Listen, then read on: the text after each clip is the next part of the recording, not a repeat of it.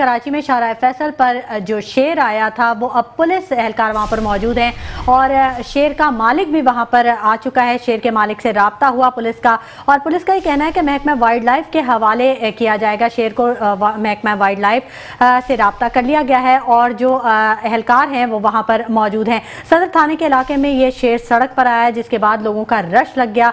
Footage इसमें आप देख सकते हैं। शेर पार्किंग में एक गाड़ी के पीछे छुपा, शेर एक गाड़ी से दूसरी गाड़ी में मुंतकिल किया जा रहा था जब वो भाग निकला। ये कहना था शेर के मालिक का, जबकि पुलिस भी ये हिदायत जारी करी है शहरियों को कि वो अपनी हिफाजत करें और वो ना ज़्यादा जमा हो वहाँ पर। लेकिन हम ये देख रहे हैं कि कराची में शाहराह फैसल पर जैसे ही शेर आया लोगों की बड़ी तादाद वहाँ पर मौजूद थी। शाहराह फैसल पर आयशा भवानी कॉलेज के करीब शेर टहलता हुआ एक इमारत की पार्किंग में पहुँच गया। पुलिस एहलकार मौके पर पहुंच गए। शेर को देखने के लिए शहरियों का भी रश लग गया। मेट्रो वन न्यूज़, हर पल की खबर।